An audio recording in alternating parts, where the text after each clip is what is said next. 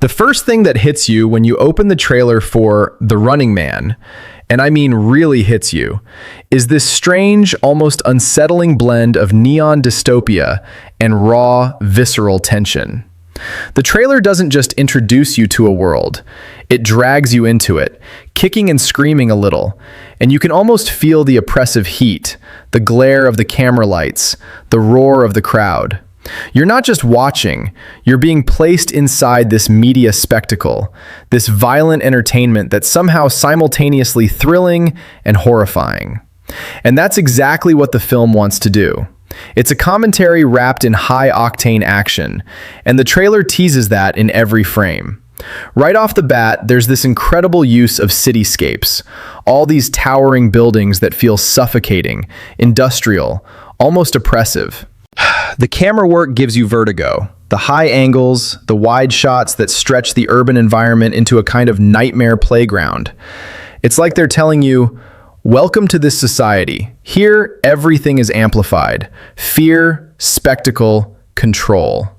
And then, when you see Arnold Schwarzenegger stepping onto that set in that now iconic jumpsuit, it's electric. He's calm, he's measured, but there's this undercurrent of contained fury, of someone who doesn't belong in this orchestrated chaos, but is going to dismantle it from the inside. The trailer doesn't linger too long on exposition. Instead, it drops you into the pulse of the action, giving just enough to make you understand the stakes without fully explaining them. What's fascinating is how the trailer juxtaposes the humanity of Ben Richards, Schwarzenegger's character, with the spectacle. You get fleeting glimpses of him interacting with other characters, moments that hint at his moral compass, his endurance, and yet every beat is underscored by the monstrous nature of the game show that's hunting him. It's brutal. It's almost gladiatorial in its presentation, but there's this dark humor threaded through it. You catch it in the announcer's manic delivery, in the absurdity of the weapons, in the way the stalkers are designed, not just as killers, but as caricatures, as twisted entertainment figures. That's a brilliant touch of irony, and the trailer plays it perfectly. It makes you laugh nervously even as you know the stakes are deadly serious. And speaking of the stalkers, the trailer teases them without ever fully revealing the danger. There's a rhythm to it, a flash of claws here, a glint of armor there, just enough to make your pulse quicken. You start piecing together that these aren't ordinary opponents.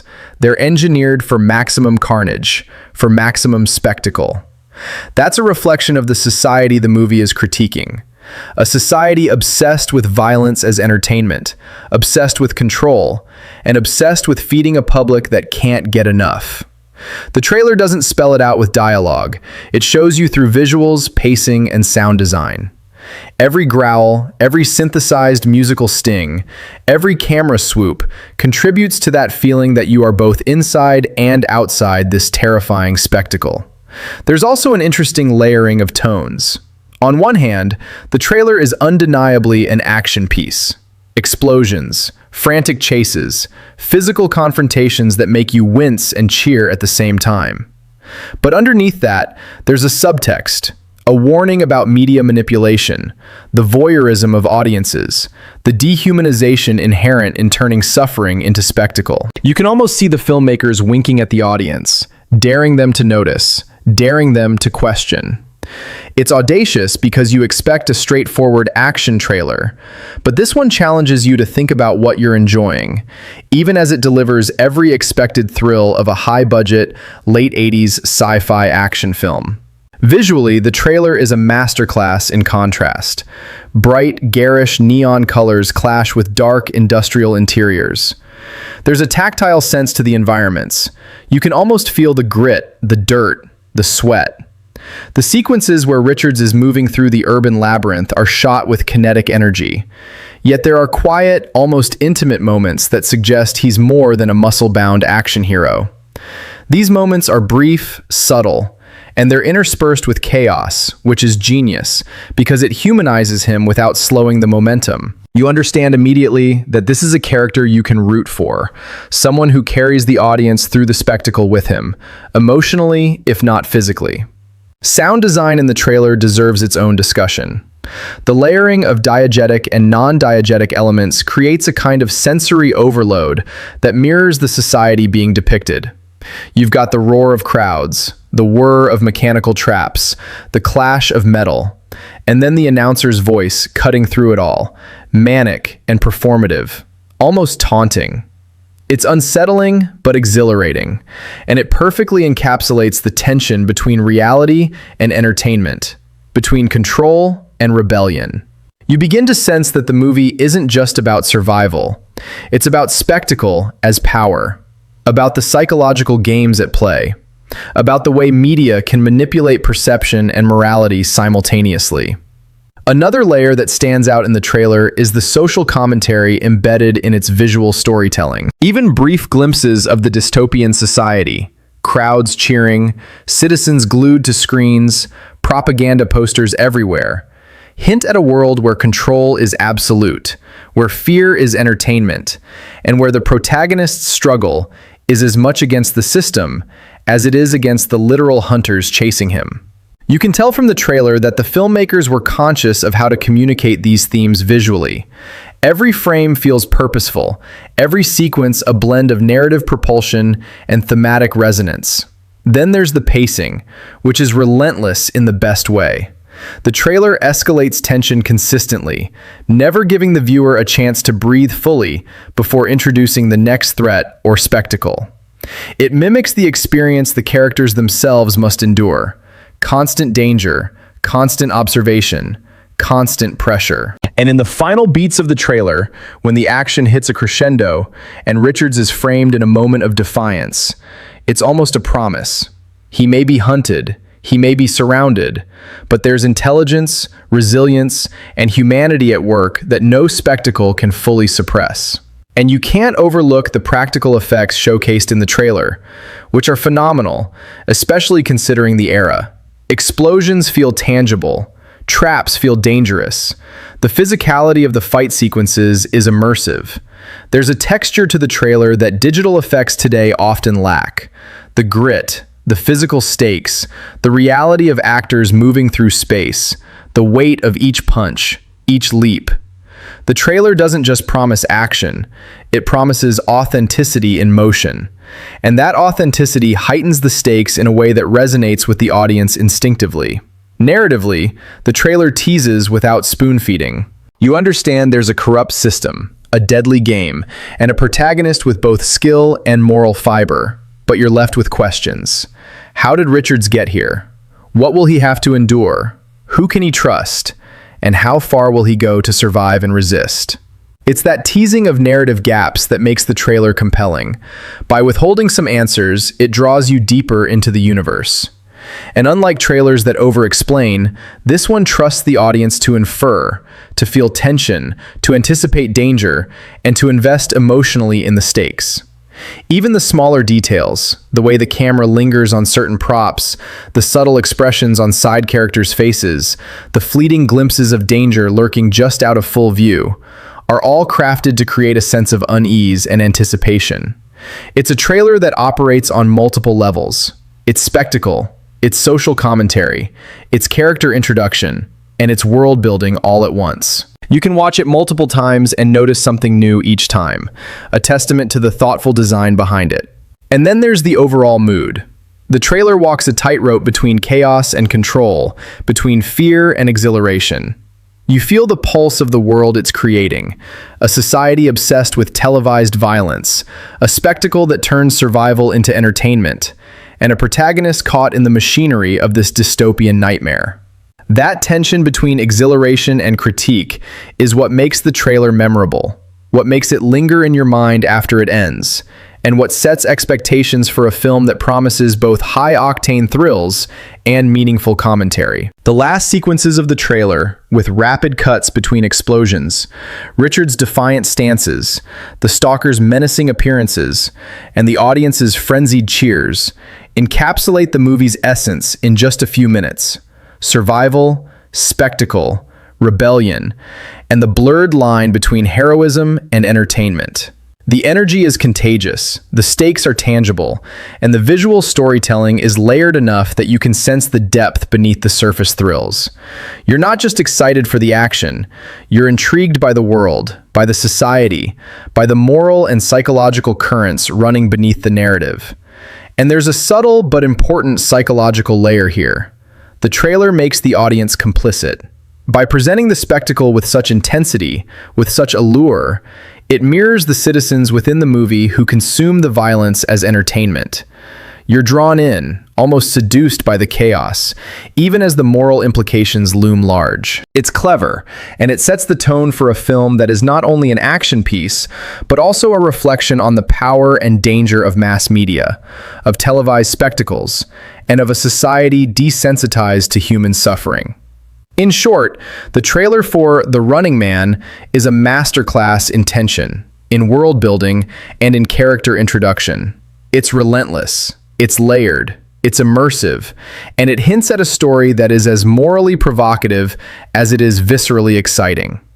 From the oppressive cityscapes to the deadly stalkers, from the charismatic yet defiant protagonist to the maniacal announcer, every element is meticulously crafted to pull you into a dystopia that is both thrilling and deeply unsettling.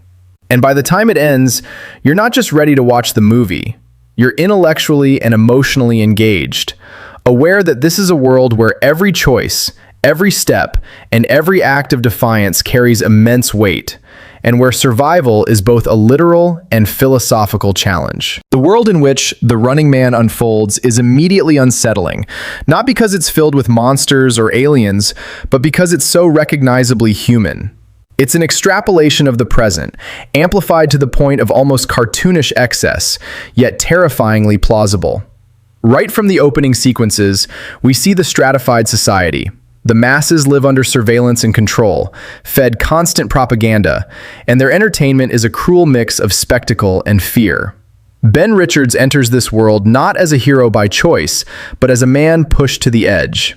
He's a law enforcement officer, or at least he was, disillusioned by the corruption and inefficiency of the system.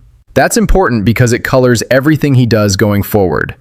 He is someone who has a moral compass, but he's also practical, and he understands that survival sometimes demands bending rules without losing oneself entirely. The opening scenes give us a sense of Richard's life before the spectacle begins. He's depicted not as invincible, but as vulnerable. And this is crucial in grounding the film's tension. We see his interactions with his family, brief as they are, moments that establish stakes beyond mere survival. The tragedy that follows, one of the key catalysts for his journey, is depicted with both restraint and emotional precision. It's not a drawn-out melodrama, but the loss is palpable, and it serves to humanize Richards. You feel his grief, his simmering anger, and the quiet resolve that will drive him forward. There's a subtle commentary here on how institutions can fail the very people they're meant to protect, a theme that resonates throughout the movie, whether it's the government's complicity or the media's exploitation of human suffering. From there, Richard's transition into the deadly televised game is both shocking and, in retrospect, inevitable. The system doesn't merely punish, it commodifies. The arrest, the framing, the public shaming, these elements are all designed to strip him of identity, to make him a piece in a larger spectacle. And the film's narrative style reinforces this. Quick cuts between the execution of the state's plan and the public's voyeuristic reaction create a layered tension. You see both the micro-level impact on Richards and the macro-level spectacle, and the audience is drawn into this dual perspective, forced to reconcile empathy for the protagonist with awareness of the society consuming his struggle as entertainment. Once Richards is introduced to the game, the rules are laid out, but not in a tedious expository way. Instead, the film cleverly integrates them into the environment: the stadium, the monitors, the announcer's over-the-top commentary. You get a visceral sense of scale and danger, and the narrative momentum is maintained without slowing down to explain every mechanism. The stalkers, each with their own terrifying design and lethality, serve as both narrative and thematic devices. They are extensions of the state's will, personifications of society's appetite for violence, and instruments through which the film critiques spectacle culture. Each stalker has a unique combat style and method of intimidation, creating varied and escalating challenges for Richards. The first encounter is particularly telling. It's not just a fight scene, it's a test of wits, agility, and psychological endurance. The audience quickly grasps that survival isn't simply about physical strength. It's about strategy, observation, and exploiting the environment, something the protagonist excels at despite overwhelming odds. Richard's journey through the game is punctuated by these encounters, but it's also interwoven with moments of reflection and improvisation. He learns the terrain, identifies weaknesses in both the environment and the stalkers, and occasionally allies with other prisoners who bring different skills to the table. These alliances are fleeting and complicated, which reinforces the film's message that trust is a commodity, scarce and risky, in a world designed to strip you of agency. There's a tension here between cooperation and competition. The game encourages conflict among participants, yet Richard's character is defined by his ability to navigate these social dynamics without losing sight of the larger goal: survival and, eventually, resistance. The script balances these narrative beats skillfully, ensuring that each encounter feels meaningful, both in terms of plot progression and character development. The cinematography throughout these sequences deserves attention because it communicates danger in a highly kinetic but readable way. Rapid cuts and dynamic camera angles immerse the audience in the chaos of the chase, but the framing is never so disorienting that you lose track of Richard's position. There's a rhythm to the visual storytelling. Tension builds, peaks, and then gives way to brief moments of reprieve, mirroring the protagonist's own experience. Sound design complements this. The clanging of mechanical traps, the distorted cheers of the viewing audience, the announcer's manic intonations, all of which create a sensory overload that underscores the film's thematic focus on media saturation and public desensitization. You're not just observing Richard's struggle, you feel it, hear it, and, in a sense, participate in the spectacle vicariously. As the story unfolds, the stakes escalate both physically and morally. Early encounters test Richard's agility and combat skills, but later sequences confront him with ethical dilemmas, forcing him to make decisions under extreme pressure that reveal character depth. The narrative doesn't shy away from showing the consequences of these choices. When allies are lost or manipulated, when innocent bystanders are endangered, the audience is confronted with the human cost of the game. It's a subtle but persistent critique of entertainment built on suffering, highlighting the tension between spectacle and empathy. Richard's responses to these challenges, his improvisation, his calculated risks, his moral reasoning, cement his role as a protagonist who is not just physically formidable, but intellectually and emotionally resilient. The middle portion of the story further develops the societal critique. Through interspersed sequences showing the audience's reactions, cheering, laughing, screaming, you begin to understand the film's perspective on mass media and public consumption. The contrast between Richard's desperate struggle for survival and the viewer's gleeful detachment is striking. It's a commentary on voyeurism, on the seduction of violence, and on how easily human suffering can be reframed as entertainment when mediated through screens and commentary. This dynamic also reinforces narrative tension. Every choice Richards makes is amplified by the knowledge that it is being broadcast, that failure carries not only physical risk, but symbolic weight.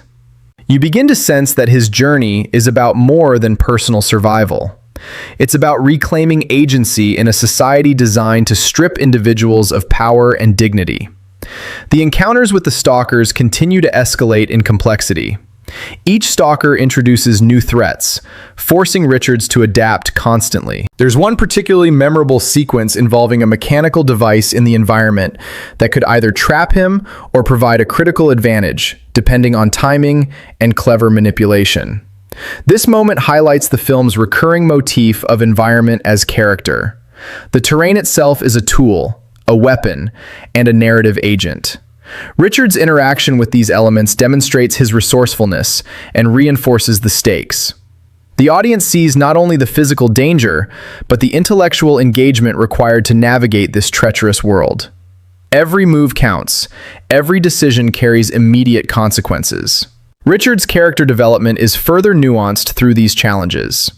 Early in the game, he relies heavily on instinct and brute force, but as the narrative progresses, he increasingly uses psychological strategies, deception, and observation to outmaneuver opponents. This evolution is gradual, realistic, and satisfying, reflecting an organic response to extreme conditions rather than a sudden, convenient skill upgrade.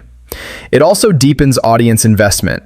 You're not just cheering for his physical survival, but mentally tracking his strategic maneuvers, anticipating outcomes, and feeling the tension as stakes rise.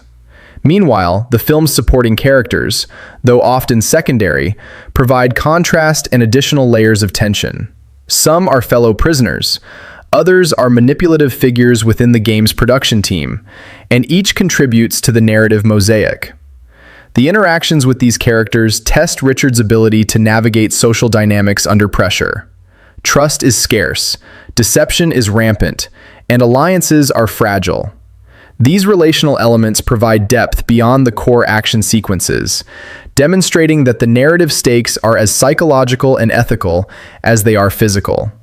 The story uses these dynamics to explore themes of loyalty, betrayal, and the human instinct for survival under extreme duress. By the time the first major midpoint of the film arrives, Richards has been forced to endure both the brutality of the game and the moral compromises it imposes. The trailer had hinted at the intensity of these challenges, but seeing them unfold in real time underscores their impact. The narrative tension is relentless yet structured, giving moments of high-intensity confrontation, followed by quieter, reflective sequences, where the protagonist evaluates his circumstances and adapts his approach. These reflective moments are subtle but vital, offering insight into Richard's mindset and reinforcing his depth as a character beyond the archetypal action hero. Something that's particularly striking about this trailer, especially when revisiting it now, is how well it frames the tension between spectacle and humanity. The arena isn't just a setting. It's a character in itself, a breathing, pulsating entity designed to entertain and terrify simultaneously. The trailer hints at this with those wide, sweeping shots of the stadium, the flashing lights, and the omnipresent cameras. You can almost hear the collective heartbeat of the audience within the film, the spectators glued to their screens, cheering for survival as if it were a sport. And yet, through the framing, the trailer reminds you of the human cost. Every action has consequence. Every victory is paid for in fear, pain, or sacrifice. It's this duality, the thrill of the spectacle versus the weight of real danger, that gives the trailer a complexity you rarely see in conventional action trailers. And Arnold's portrayal, even in the trailer, reinforces this theme beautifully. He's not a carefree hero, charging into danger with reckless abandon. There's calculation, patience, and a keen awareness of the environment around him. The trailer captures subtle moments, a glance to the left, a measured step, the tension in his jaw. These little details tell us more about his character than any voiceover could. It's the kind of visual storytelling that respects the audience's intelligence. You don't need someone narrating every thought or motivation. You can infer the strategy, the resilience, and the moral compass guiding him. That's a hallmark of effective cinematic communication, and something that makes the trailer feel alive rather than just promotional. Then there's the use of color and lighting, which deserves its own attention. The contrast between the stark, oppressive control rooms and the vivid, almost garish lighting of the arena creates a visual tension that mirrors the thematic tension of the story. The cold blues and grays communicate control, order, and surveillance, while the warm, flashy reds and yellows of the arena scream chaos, danger, and spectacle. Arnold, typically framed in darker, neutral tones, visually anchors the narrative, giving the audience a focal point amidst the sensory overload. The trailer communicates, without words, that he is both an outsider and a challenger to the system, a beacon of resistance in a world designed to dehumanize. One more element that elevates this trailer is how it teases the film's antagonists. The stalkers are introduced with flashes of menace, distinctive costumes, exaggerated weapons, and sinister movements. The trailer never lingers too long, but it's enough to provoke curiosity and fear. You immediately sense that each hunter presents a unique challenge, not just physically, but psychologically. This promise of diverse, escalating threats adds layers to the narrative even before a single plot point is revealed. You get the idea that survival won't be straightforward, and that the film will test not only Arnold's strength, but his wits, adaptability, and moral judgment. The editing rhythm, combined with sound design, really deserves applause. The trailer doesn't rely solely on quick cuts or loud explosions. It creates tension through pacing. Brief pauses allow the audience to register the stakes, the scale, and the potential consequences. Then, sudden bursts of action, gunfire, crashes, and confrontations release that tension in satisfying, adrenaline-pumping ways. It's a pattern of compression and release, mirroring the roller coaster of suspense that the film itself promises. And the announcer's voice, with its manic enthusiasm, acts as a perfect counterpoint, simultaneously entertaining, unnerving, and satirical, reminding the audience that this world is both absurd and terrifyingly believable. Ultimately, the trailer works because it balances spectacle with substance. You get the adrenaline rush, the immediate engagement, and the promise of spectacular action sequences. But beneath that, there's moral and thematic weight. Questions about media, society, and human nature that linger beyond the screen. It's an invitation to think while you thrill, to engage emotionally while your pulse races, and to root for a hero whose struggle is as much about ethics and identity as it is about survival. In just under 2 minutes, the trailer manages to communicate the world, the stakes, and the character journey in a way that is both exciting and intellectually stimulating. A feat that trailers today rarely achieve with the same nuance. What's particularly compelling about the trailer is how it subtly foreshadows the psychological stakes of the film. You catch glimpses of Arnold's character reacting not just to physical threats, but to the moral and emotional weight of the arena. There's a brief moment where he surveys the chaos, and you can almost feel the calculation behind each movement, the split-second decisions that could mean life or death. The trailer emphasizes that this isn't just a game of strength. It's a chess match with human lives as the pieces. That layer of psychological tension is easy to miss on a first viewing, but it's what makes the trailer, and by extension the film, linger in your mind. You're drawn not just to the action, but to the question of what it takes to maintain your humanity in an environment designed to strip it away. The trailer also cleverly conveys the scale of the world without explaining it outright. You see crowds in stadiums, people watching on massive screens, helicopters circling the arena, and glimpses of the sprawling futuristic city. Even in fragmented shots, it's clear that this is a society obsessed with spectacle, where human life has been commoditized for entertainment. There's an almost clinical efficiency to the design, as though every element of the world, from the architecture to the costume design, exists to reinforce the central theme of control versus freedom. And Arnold, standing against that backdrop, instantly becomes more than a man fighting for survival. He's a symbol of resistance, an embodiment of the tension between individuality and systemic oppression. Another fascinating element is how the trailer teases the stakes through suggestion rather than explanation. You see the hunters in action, the traps set in the arena, and the reactions of the audience, but you're never shown the full extent of the danger. This fragmentation works brilliantly because it engages the viewer's imagination, making the potential threats feel even more terrifying. Your mind fills in the blanks, and suddenly the stakes feel higher than what's actually shown on screen. It's a subtle but effective technique, and one that gives the trailer a lingering tension even after it ends. The trailer also manages to capture the darkly satirical edge of the film. The announcer's over-the-top cheerfulness contrasts sharply with the life and death stakes in the arena, creating a layer of irony that is immediately palpable. This juxtaposition between gleeful spectacle and brutal reality signals to the audience that the film isn't just a straight action movie. It's a critique of media culture, a warning about desensitization, and a reflection on the human appetite for spectacle. And yet, the trailer balances this with enough visual excitement and energy that it doesn't feel preachy. It's a perfect example of how marketing can convey thematic depth while still being thrilling and commercially appealing. Even the brief moments of dialogue in the trailer are telling. Arnold's lines are clipped, purposeful, and delivered with a weight that communicates both strategy and weariness. You can sense that he's a man who has seen too much, who understands the cost of the arena, and yet refuses to be broken by it. The antagonist lines, on the other hand, are flamboyant and theatrical, heightening the absurdity of the spectacle while also reinforcing the danger he faces.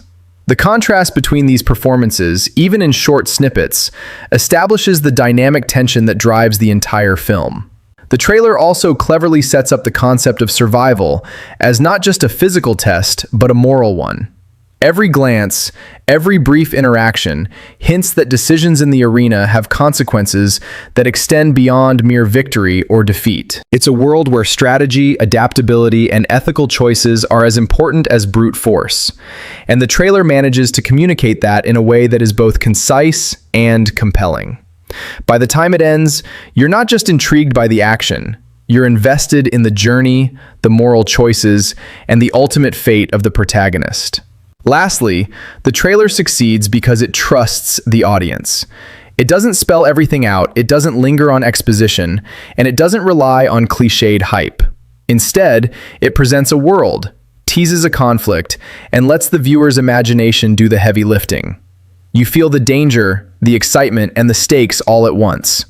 That's a rare accomplishment in a trailer, especially for an 80s action film. And it's that combination of intelligent framing, thematic suggestion, and visceral excitement that makes the trailer for The Running Man not just a preview, but a compelling introduction to a world that's as thrilling as it is thought-provoking. There's an energy in this trailer that feels almost kinetic, like it's trying to pull the viewer into the arena itself. You get a sense of space, movement, and scale, not just from the set design or the wide shots, but from the way the camera seems to weave through the chaos. Quick pans across the stadium, the swooping overhead shots, and the close-ups of the hunters stalking their prey all create a rhythm that mirrors the tension of the narrative. The trailer communicates almost viscerally that this is a world where every step matters. Every glance could be the difference between survival and death. And even in its condensed runtime, the trailer manages to communicate that the arena is as much a character as anyone within it. A carefully constructed ecosystem of danger, control, and spectacle. What's brilliant is how the trailer teases conflict on multiple levels. On one hand, there's the immediate physical threat, the hunters, the traps, and the ever-present danger of the arena. But beyond that, there's an ongoing societal tension. The spectators, the announcers, and the governmental control looming in every scene. Even without dialogue, you can feel the oppressive weight of the system. It's a subtle narrative technique that primes the audience to understand that the protagonist's challenge isn't just survival. It's pushing back against an entire structure designed to manipulate and dominate. That dual-layer tension is part of what elevates the trailer above a standard action preview. It promises a story with both adrenaline and depth. The trailer also uses sound design in a particularly smart way.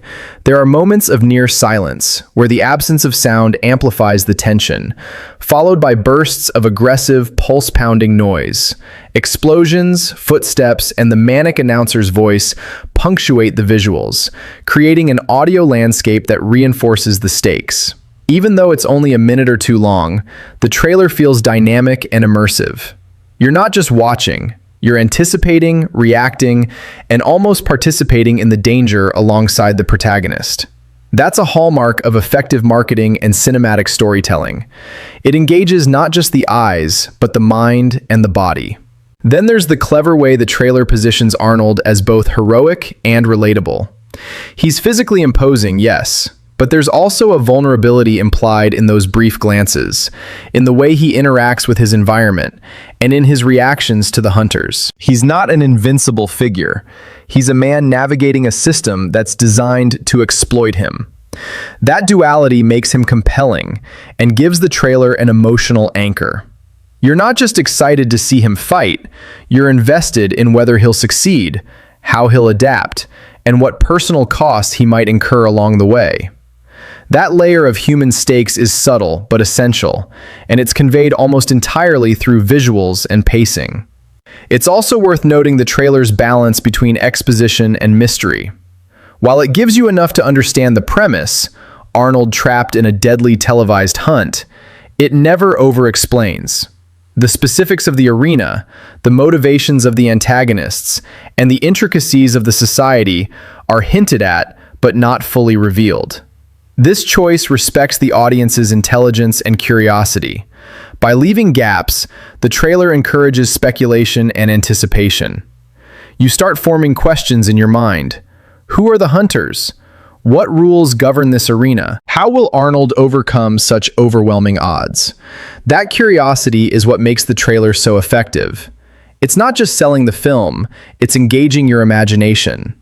And finally, the trailer manages to communicate the darkly satirical tone of the movie without ever becoming heavy-handed. The announcer's manic enthusiasm, the exaggerated stylization of the hunters, and the absurdity of certain action sequences all hint at humor intertwined with the horror and danger. It's this blend of satire and suspense that makes The Running Man feel fresh even today. The trailer is carefully calibrated to excite, entertain, and provoke thought, all in a compressed runtime.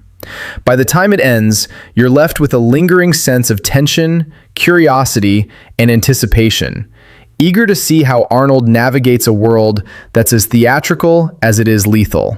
Another aspect that stands out in the trailer is its ability to establish stakes without relying on excessive exposition. You immediately understand the danger of the arena, not through long-winded explanations, but through glimpses of the hunter's prowess, the lethal traps scattered throughout the environment, and the intensity of Arnold's preparations. The editing is precise, giving you enough to feel the tension while leaving key details shrouded in mystery, which heightens suspense. It's a smart technique because it allows the audience to mentally engage with the threats, imagining possibilities that the trailer doesn't even show, which in turn makes the eventual confrontations in the movie far more impactful. What's equally compelling is how the trailer frames the world outside the arena. Quick shots of futuristic cityscapes, government officials, and cheering crowds communicate that this is more than a single life or death contest. It's a society obsessed with control, surveillance, and spectacle. The contrast between the chaos of the arena and the sterile, calculated efficiency of those running the show creates a thematic tension that resonates even in a condensed preview. You get the sense that the protagonist is up against not just individual hunters, but an entire system designed to manipulate and dominate. That kind of layered storytelling is rare in trailers, especially in high-octane action films, and it immediately elevates the film in the viewer's mind. The visual language of the trailer is also worth exploring. The cinematography captures the scale of the arena with sweeping wide shots, but it balances these with intimate close-ups that highlight Arnold's tactical awareness and physical effort. There's a rhythm in the editing, moments of rapid cuts during chase sequences, followed by slower, more contemplative shots that allow you to register the stakes. This dynamic pacing not only mirrors the ebb and flow of tension in the narrative, but also gives the audience time to connect emotionally with the protagonist. You start feeling the urgency of survival, the mental calculation involved, and the moral decisions that will inevitably come into play. Another layer that the trailer hints at is the ethical complexity of the story. The announcer's manic, gleeful delivery, juxtaposed against the real danger faced by the contestants, implicitly critiques a society desensitized to violence. Even though it's packaged as entertainment, the trailer makes it clear that there's a moral and psychological cost. The audience within the film cheers for survival as if it were sport, reflecting our own cultural fascination with spectacle and competition. That subtle commentary adds depth, transforming what could have been a simple action story into a narrative that challenges viewers to think about the world the film portrays, and by extension, the world they live in. Sound design in the trailer further elevates the tension. Strategic silences punctuate moments of extreme peril, followed by sudden, jarring bursts of noise, explosions, gunfire, and the announcer's amplified excitement. This manipulation of audio heightens the visceral impact of the visuals and creates an almost immersive experience. You're not just watching the trailer, you're reacting to it physically, feeling the rhythm of danger and adrenaline. That's a rare achievement, especially for trailers from the 1980s, and it contributes significantly to why this preview remains memorable and effective decades later. The trailer also teases the array of hunters without fully revealing their capabilities, creating a sense of unpredictability. You get brief flashes of costumes, weapons, and movements, enough to make you anticipate each encounter while leaving the specifics to your imagination. That unpredictability adds tension and stakes because it communicates that Arnold cannot rely on brute force alone. He must outthink and outmaneuver his opponents. This is a subtle yet critical aspect, highlighting that survival in this world demands intelligence, strategy, and adaptability, not just raw strength. Finally, the trailer's pacing and tone are masterfully calibrated. It alternates between high-intensity action sequences and quieter, suspenseful moments, maintaining engagement while giving the audience time to process stakes, character, and world building. By the time the trailer concludes, you're left with a feeling of exhilaration, curiosity, and anticipation.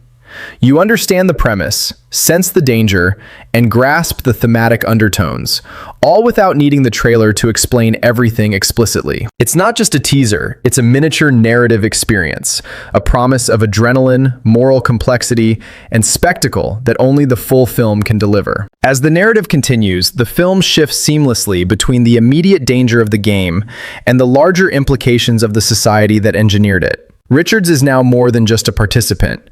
He has begun to embody resistance. He starts to perceive patterns in the game, weaknesses in both the environment and the stalkers, and he begins leveraging them to his advantage. What's fascinating here is how the film portrays intelligence and observation as equal to physical prowess. Richards studies the arena as a living, breathing ecosystem, anticipating ambushes and exploiting terrain in ways that feel earned rather than convenient.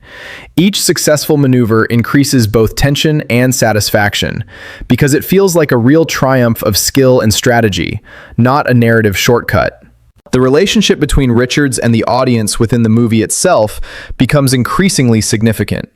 There's a growing awareness on his part that the viewers are complicit, that they're being fed a narrative curated to manipulate their emotions, to elicit both fear and adulation. This meta-commentary enriches the story. As Richards navigates the deadly game, the audience within the film cheers, jeers, and reacts to his choices, creating a layered tension that mirrors the real-world experience of consuming spectacle. The writers cleverly use this device to critique society's fascination with violence, manipulation, and media-driven narratives, without turning it into a heavy-handed lecture. The tension is organic, emerging from the interplay between character, environment, and societal commentary. As the midsection unfolds, the stakes become more personal. Richards is no longer merely trying to survive for survival's sake. He's motivated by a broader purpose. The loss he experienced at the film's outset, the systemic injustice that placed him in this position, and his growing understanding of the game's manipulation converge into a desire not just to escape, but to expose and disrupt. This adds layers of psychological depth.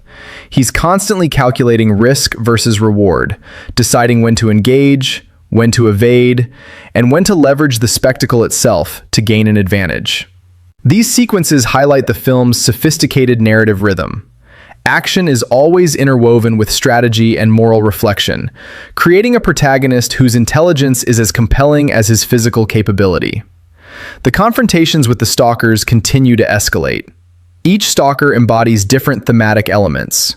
One is brute force incarnate, another a cunning predator who exploits the arena's traps, another almost theatrical in presentation, reflecting the performative nature of the game itself. This variety prevents the action from becoming repetitive and emphasizes the unpredictability of the environment. Every encounter is unique, challenging Richards to adapt continuously, and the cinematography reinforces this. Dynamic camera angles, quick pans, and sudden zooms place the audience in Richard's perspective, making his victories feel earned and his near misses truly harrowing. The film maintains tension not merely through physical danger, but through intelligent pacing, visual storytelling, and psychological stakes.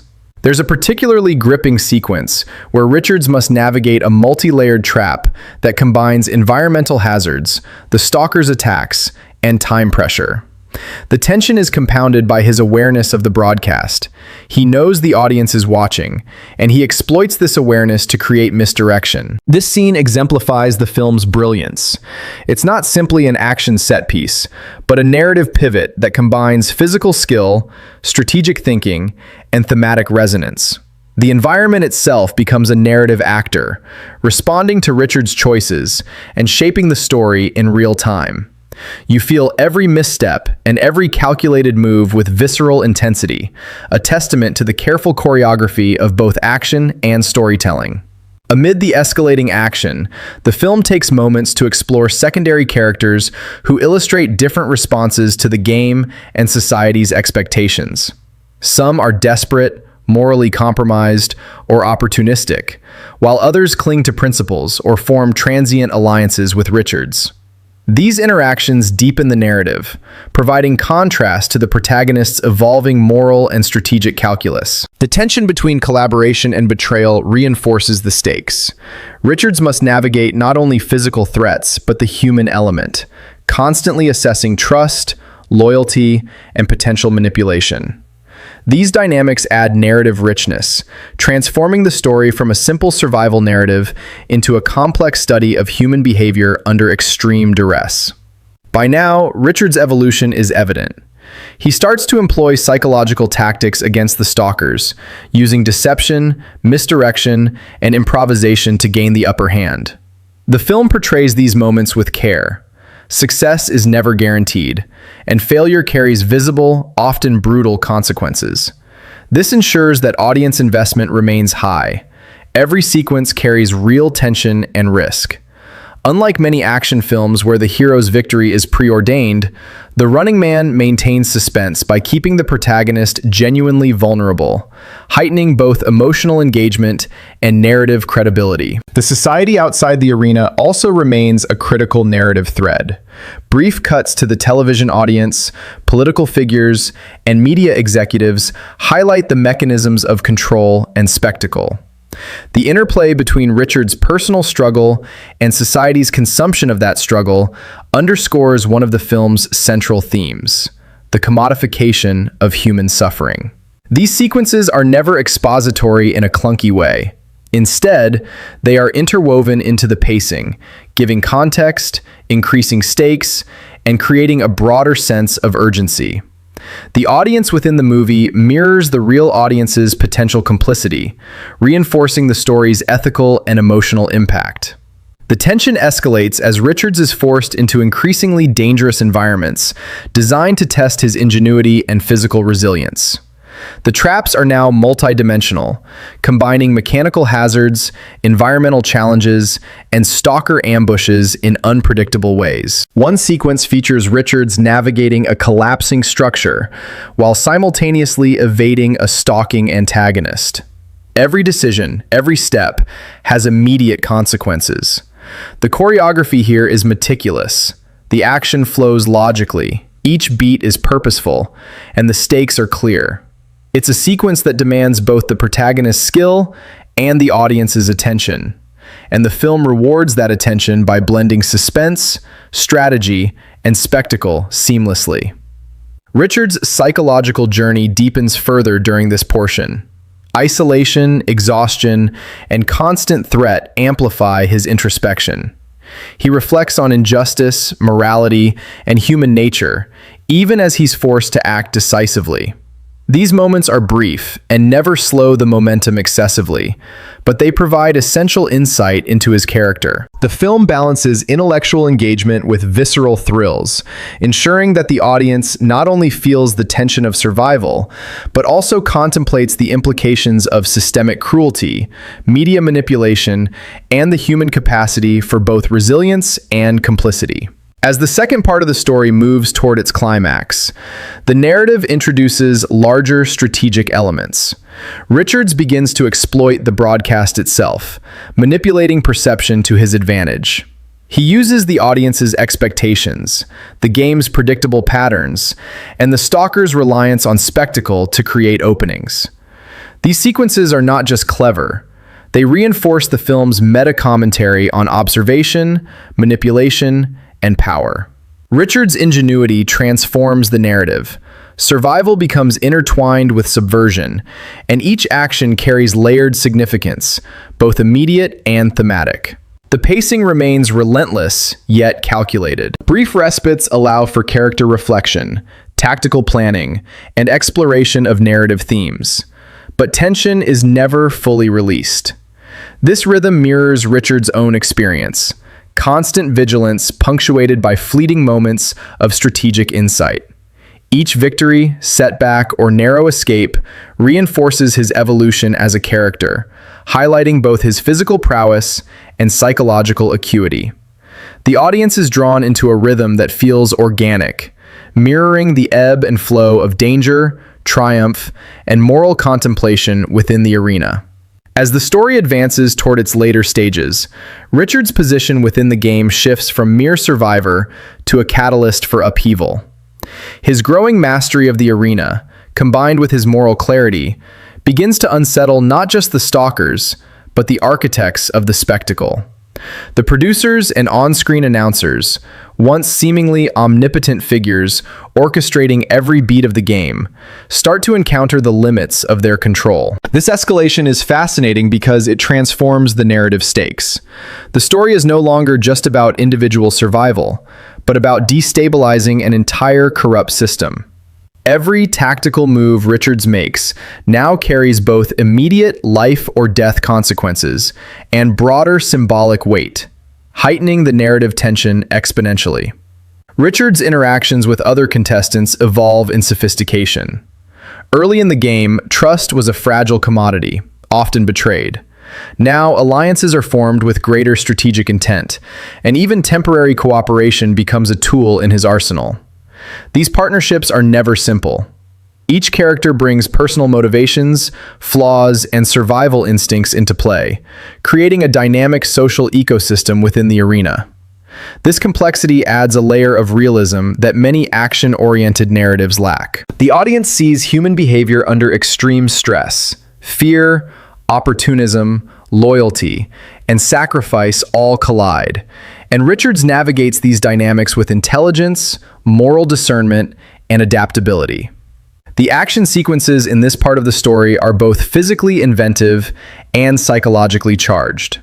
One sequence features Richards using the environment to mislead a stalker into a trap of his own making. The choreography is meticulous, combining timing, observation, and intuition, and it's framed in a way that communicates both tension and clarity. The camera work is particularly effective here. It maintains spatial awareness, allowing the audience to understand both Richards' position and the stalkers, enhancing the suspense without relying on disorienting cuts. Sound design continues to play a key role, layering environmental hazards, the stalker's approach, and the manipulative cheer of the audience to create a sensory experience that is both immersive and narratively purposeful. Throughout these sequences, the ethical dimension of Richard's struggle becomes increasingly prominent. He faces decisions that could preserve his own life, but at the cost of others. The tension between self-preservation and moral action is a recurring theme, and it reaches its fullest expression here. The narrative doesn't simplify these dilemmas. It presents them in all their complexity. Richard's choices are grounded in character consistency, reflecting his core values, past experiences, and evolving understanding of the arena's societal implications. This attention to moral nuance elevates the story, transforming what could have been a straightforward action narrative into a layered exploration of ethics under duress. The societal critique embedded in the film also intensifies. The audience within the movie, symbolic of real-world viewers, is increasingly portrayed as complicit, willing to cheer for violence and suffering when mediated through spectacle. Richards begins to leverage this, recognizing that perception can be manipulated as much as physical circumstances. By exploiting the viewer's expectations, he creates tactical advantages that blur the line between action and performance. This meta-narrative commentary is subtle but persistent, enhancing both engagement and thematic resonance. The story asks the audience to consider their own relationship with mediated violence and spectacle, without ever breaking immersion or slowing narrative momentum. The later encounters with stalkers introduce both heightened danger and psychological complexity. One stalker, particularly cunning and methodical, challenges Richards not just physically, but mentally, forcing him to anticipate moves, create diversions, and exploit flaws in the arena itself. These confrontations are layered, requiring both improvisation and careful planning. They emphasize the film's recurring motif.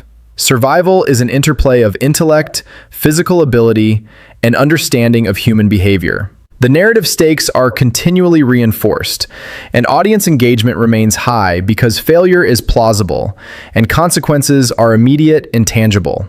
Richards' psychological evolution is further explored through moments of introspection interspersed with the action. Fatigue, stress, and the pressure of public scrutiny weigh heavily. But these sequences also reveal strategic thinking, adaptability, and moral fortitude.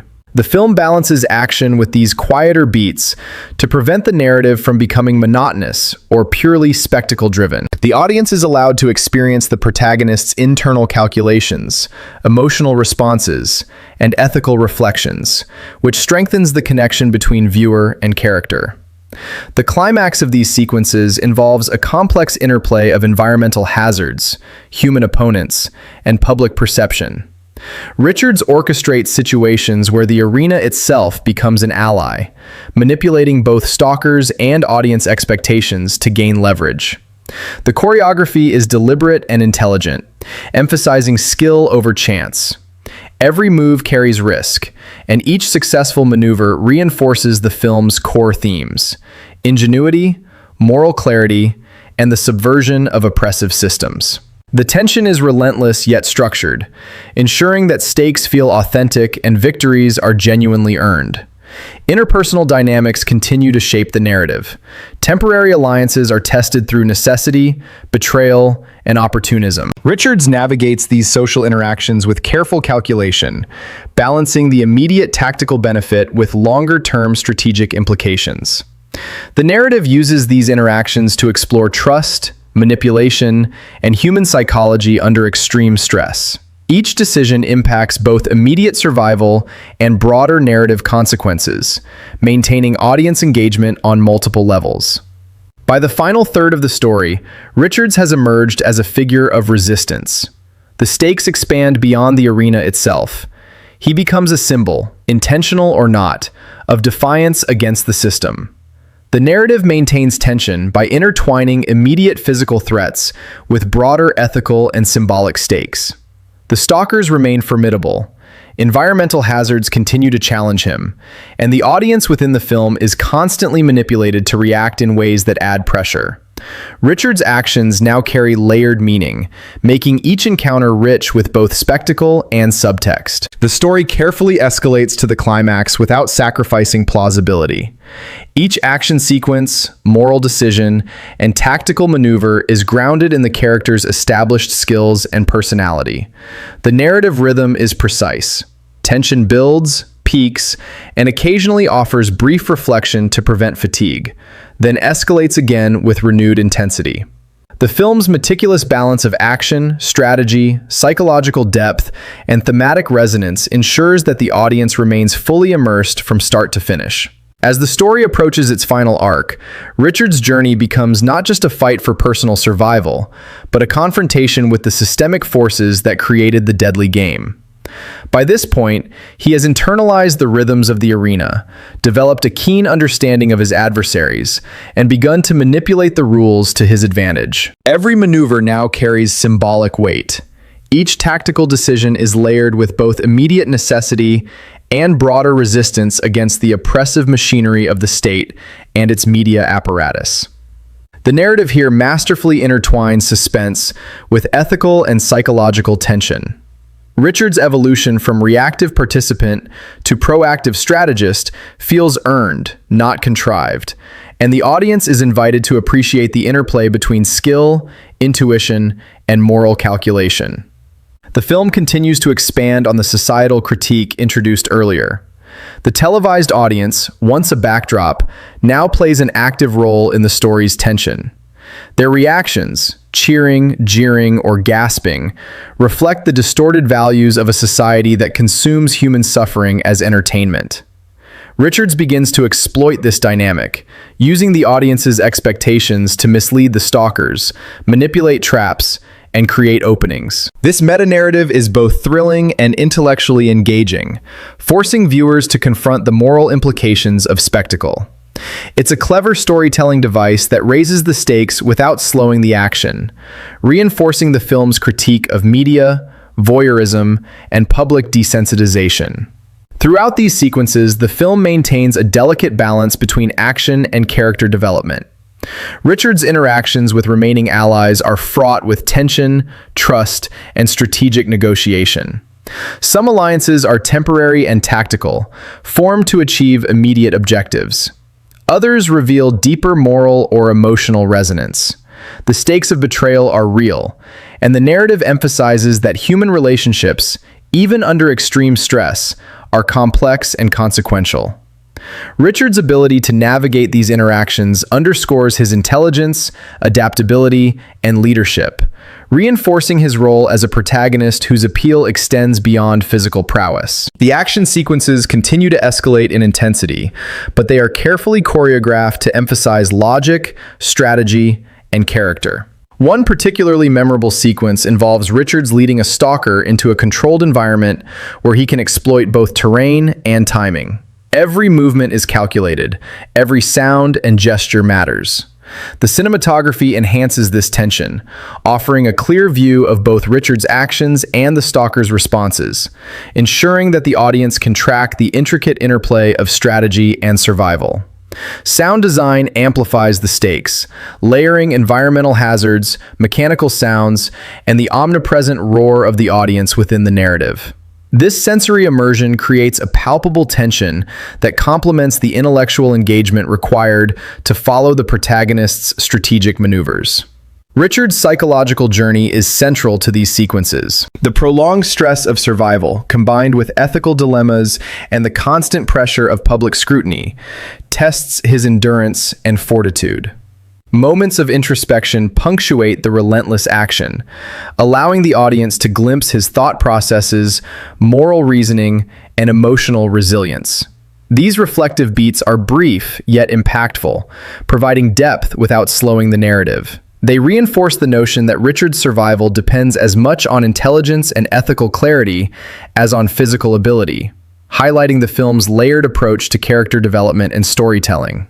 The stalkers themselves are portrayed with increasing sophistication and menace. Each embodies a distinct set of challenges, forcing Richards to adapt continually. One stalker relies on brute strength, another employs cunning and psychological manipulation, while a third thrives on spectacle and intimidation. This diversity prevents the action from becoming formulaic, and each encounter reinforces the narrative's tension and thematic depth. The audience witnesses a realistic escalation of danger, with consequences that feel immediate, plausible, and emotionally resonant. The film's careful attention to these dynamics ensures that each confrontation is both thrilling and narratively meaningful. As the climax approaches, Richards begins to implement strategies that go beyond survival. He actively seeks to expose the corruption of the game, disrupt the production, and challenge the moral complacency of the televised audience. His actions become increasingly audacious, combining physical skill, psychological insight, and public performance. This evolution is satisfying and believable, reflecting the cumulative lessons Richards has learned throughout the narrative. The stakes are now both personal and systemic. Failure could mean death, but success carries the potential to undermine the very institution that orchestrated his ordeal. The narrative also emphasizes the ethical dimensions of Richards' final maneuvers. Decisions that could have saved him in the short term are weighed against broader consequences, forcing him to balance self-preservation with responsibility to others. These moral calculations add layers of tension and engagement, transforming the final sequences from mere spectacle into a study of character, strategy, and human resilience. Richards' evolution from reactive participant to proactive agent of change exemplifies the film's commitment to character-driven storytelling within an action-oriented framework. The final confrontations with the stalkers and environmental hazards are executed with precision. Richards leverages his knowledge, alliances, and the audience's expectations to create tactical advantages. Every trap, every countermeasure, and every maneuver is grounded in logic, character consistency, and thematic resonance. The film's pacing maintains a relentless rhythm, alternating between high-intensity action and brief reflective moments that emphasize strategy, moral reasoning, and character development. These sequences provide a satisfying payoff to the narrative arcs established throughout the story, reinforcing both suspense and intellectual engagement. Richards' ultimate success is not presented as a deus ex machina. It is the result of cumulative skill, observation, strategy, and ethical decision-making. The narrative ensures that every victory feels earned, with tangible consequences and clear causal logic.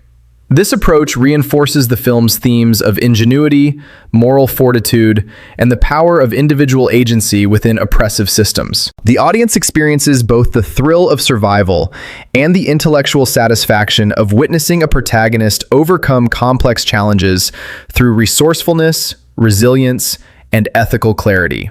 The resolution also addresses the broader societal critique. By exposing the corruption and manipulative mechanisms of the game, Richards not only secures personal vindication, but also challenges the systemic forces that exploit human suffering.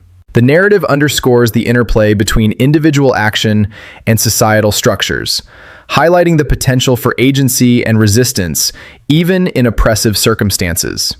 The audience is left with both a sense of narrative closure and a reflection on the ethical and psychological dimensions of spectacle, control, and human resilience. Throughout this portion of the story, the film maintains a meticulous balance between action, psychological depth, and thematic resonance. Every encounter, moral choice, and tactical maneuver contributes to a coherent and engaging narrative. The protagonist's evolution is both believable and satisfying, reflecting cumulative experience and strategic growth. The action sequences are thrilling, but they never overshadow character development or ethical complexity. This careful integration ensures that the story remains compelling on multiple levels, sustaining tension, engagement, and reflection from beginning to end. By the conclusion of this segment, Richards has fully emerged as a figure of resistance and intelligence. The game that once sought to reduce him to spectacle has been turned on its head through cunning, skill, and moral clarity. The narrative demonstrates that survival requires more than brute strength. It demands observation, adaptation, ethical reasoning, and strategic thinking. These final sequences synthesize the film's core themes: media critique, societal manipulation, moral courage, and human ingenuity, into a coherent and emotionally resonant climax that satisfies both action-oriented and intellectually engaged audiences. As the narrative draws to its ultimate crescendo, the arena itself seems almost alive, a culmination of hazards, spectators' expectations, and calculated chaos that Richards must navigate with unparalleled precision. At this stage, every prior lesson he has learned converges: environmental awareness, psychological insight, strategic deception, and moral conviction all come together, not as isolated tools, but as an integrated approach to survival and disruption. The film's brilliance is that it frames these skills in a way that feels natural to the narrative, rather than constructed for spectacle. Each maneuver, Each split-second decision carries weight because the story has earned it through consistent logic and character development. Richards is no longer just a survivor. He has become a force capable of redefining the game's rules. The climactic encounters with the Stalkers are multi-layered. Each antagonist presents a unique challenge, reflecting their own psychological makeup, combat style, and understanding of the arena. One Stalker exemplifies raw power, pushing Richards to innovate and exploit environmental leverage. Another embodies cunning and anticipation, forcing him to engage in mind games and misdirection. A third, more theatrical Stalker embodies the performative nature of the spectacle itself, compelling Richards to manipulate audience perception as a tactical advantage. These confrontations are not mere physical showdowns. They are narrative statements, highlighting the interplay between intelligence, morality, and physical capability in high-stakes situations. What makes these sequences particularly compelling is the sense of cumulative tension. Each conflict builds on the last, not just in danger but in complexity. Richards applies lessons from previous encounters to outthink, outmaneuver, and outlast his adversaries. The choreography emphasizes logic and causality. There are no arbitrary escapes or plot conveniences. Every victory is earned through careful observation, split-second decision-making, and adaptive tactics. The audience experiences both exhilaration and intellectual satisfaction, witnessing a protagonist who is not just physically adept, but strategically brilliant. This dual engagement, physical tension and cognitive anticipation, is a hallmark of the film's enduring appeal. Meanwhile, Richard's moral journey reaches its zenith. He faces decisions that test not only his survival instincts, but also his ethical compass. Choosing when to risk himself for others, when to exploit human weakness, and when to subvert the system without harming innocents, adds layers of complexity to the climactic sequences. These decisions are never portrayed as simplistic or convenient. Each choice carries consequences, shaping both immediate outcomes and the film's broader thematic resolution. The protagonist's integrity, honed through adversity, becomes central to his triumph, reinforcing the narrative's commitment to character-driven storytelling. The meta-commentary on spectacle and media manipulation continues to resonate. The audience within the film, initially passive consumers of violence, begins to react in ways influenced by Richard's interventions. By manipulating perception, narrative framing, and timing, he transforms the spectators from tools of oppression into unwitting participants in his strategy. This inversion is both thrilling and intellectually engaging.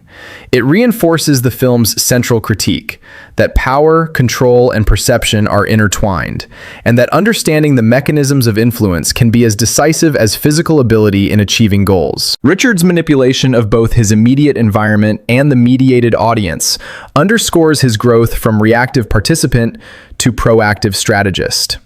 The environmental hazards of the arena escalate in both creativity and danger. Collapsing structures, electrified zones, and mechanical traps now converge in sequences that require seamless integration of observation, timing, and improvisation. Richard's navigation of these perils is framed with meticulous attention to spatial awareness and logical consistency. The audience is given a clear sense of cause and effect, enhancing suspense without sacrificing plausibility. Each sequence reinforces the film's narrative principle. Danger is meaningful, victories are earned, and the protagonist's skills are tested in ways that are both tangible and psychologically resonant. Interpersonal dynamics remain central even as the physical threats intensify. Richard's alliances are tested in real time, with moments of trust, betrayal, and sacrifice shaping both the immediate tactical landscape and the narrative's emotional depth. The stakes of human interaction are portrayed with nuance. Every decision to collaborate or act independently carries moral, strategic, and survival implications. These dynamics ensure that the climax is not just a spectacle of action, but a study in human psychology under extreme duress, adding richness and realism to the story's resolution. As the finale approaches, Richard synthesizes all his experience to engineer a series of maneuvers that subvert the game entirely. By exploiting the stalker's predictability, manipulating environmental hazards, and leveraging audience perception, he creates openings that allow him to confront both immediate threats and the systemic forces behind the spectacle. The film maintains relentless tension while ensuring that every move feels earned, logical, and consistent with prior character development. This careful balance prevents the climax from descending into chaos or implausibility, preserving narrative credibility and audience engagement. The confrontation with the primary antagonist, the game's orchestrator, is a narrative and thematic culmination. Richard's victory is not simply physical. It embodies strategic brilliance, moral clarity, and the triumph of ingenuity over oppressive control. The narrative ensures that the outcome is satisfying because it flows naturally from the character's journey, established skills, and evolving understanding of the system. The climactic resolution emphasizes the film's thematic pillars: resistance against corruption, intelligence and strategy as tools of empowerment, and the ethical dimensions of human action in extreme circumstances. In the denouement, the film addresses both personal and societal resolution. Richards achieves personal vindication while exposing the mechanisms of oppression that created the deadly spectacle. The televised audience and society at large are confronted with the consequences of their complicity, reinforcing the film's critique of voyeurism, media manipulation, and systemic cruelty. These sequences are integrated seamlessly into the narrative, providing closure without sacrificing thematic resonance or momentum. The audience is left with a sense of satisfaction that balances excitement, moral reflection, and narrative coherence. The final sequences highlight the enduring tension between spectacle and integrity, survival and ethical responsibility, action and reflection. Richard's journey demonstrates that triumph requires more than strength or cunning. It demands observation, strategy, moral fortitude, and an understanding of systemic dynamics. The arena, initially a tool of oppression, becomes a stage for subversion, illustrating the transformative power of knowledge, resilience, and ethical clarity. The narrative's pacing, structure, and character development ensure that the climax is both thrilling and intellectually satisfying, maintaining engagement through action, moral complexity, and thematic depth. By the conclusion of the story, Richard stands not just as a survivor, but as a symbol of resistance, ingenuity, and moral courage. The film's resolution reinforces the central themes: individual agency in the face of systemic oppression, the ethical dimensions of survival, and the critical importance of intelligence, strategy, and observation. Every sequence leading up to this point contributes meaningfully to character development, plot cohesion, and thematic resonance, creating a narrative that is as satisfying emotionally as it is intellectually and viscerally. The story's brilliance lies in its integration of layered action, psychological insight, moral reflection, and societal critique. Richard's journey demonstrates the interdependence of physical skill, ethical clarity, and strategic thinking. Each confrontation, alliance, and tactical decision reinforces this central idea, providing a narrative experience that engages viewers on multiple levels.